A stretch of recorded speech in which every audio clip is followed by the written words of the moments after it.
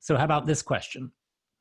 The problem of evil depends on the assumption that God is all-powerful or omnipotent, but couldn't the theist give that up in a more or less principled way? So we just did the ontological argument and the fine-tuning argument, and it's true that the ontological argument is usually formulated, is supposed to deliver the result that God is all-powerful, but that's just with the assumption that power is one of the perfections, and that doesn't really seem to be plausible. I mean, if I'm stronger than you, or if I just have more power than you, why does that make me more perfect? That's not the ordinary way we talk, or when we sort of imagine some saint-like figure, we don't imagine that he or she is particularly powerful. That's not part of the package. And of course, the design argument at best gives us the conclusion that God is just very powerful, not all-powerful. So isn't being all-knowing and all-loving enough? What about that retreat on behalf of the theist? Yeah, so a couple things about that. First point, I'm going to crib from David Hume, which I do a lot in this yep. On this topic.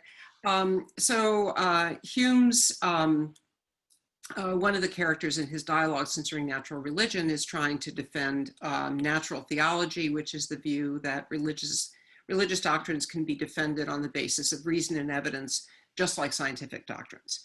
And this is Cleanthes. And Cleanthes, under hostile questioning from Philo, who was Hume's mouthpiece,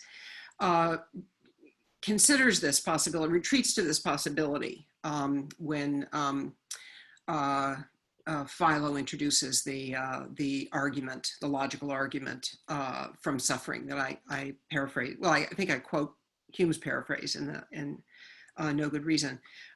So then it becomes a question of, we don't know, of course. I mean, one question is, do you need to commit to omnipotence being part of the perfections? And I take that to be a kind of in-house theological question that I don't have a view about. But assuming, I mean, there were people, these natural theologians, who did take that option. So part of the problem in evaluating it is we don't know how powerful or exactly what the powers are and so forth. So it's hard to know exactly what we're discussing. But I do think that there's a question of balance of evidence at this point.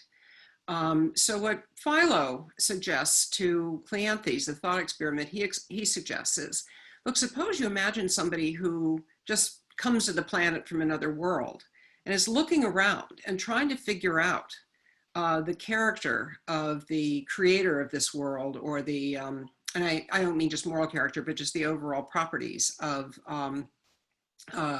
the person, the being in charge of this world. Would that being come to the conclusion that probably this being is morally good? And Philo argues in great detail that the balance of evidence really does not favor morally perfect being. I've forgotten exactly what Philo has his being conclude, but it seems to me, when I look around and try to be objective and try to, abstract from my own commitments and my own background, it seems to me there's an awful lot of evidence of indifference. That the most plausible possibility is that if there's a being responsible for this planet, it's a being who didn't care much one way or the other about the suffering of sentient creatures. But as I said, it's a kind of very difficult to evaluate because we don't know exactly what the constraints are on the power of this being. Right. So the idea is that it's something like, well, if the being is powerful enough to have created life on Earth or to have created the universe, then at least the being is powerful enough to have made things somewhat better than they actually are. Yeah. Yeah. Well, I mean, why do animals have to eat other animals? Yeah. I mean, he's, just a suggestion. Right. Wait, there was one other thing. What was I going to say? The other thing is that, I think you have to, when you're looking at this from the point of view of balancing the evidence for and against this thesis, that there's this very, very powerful but morally good being running the show here. Oh, damn it, I just forgot it again.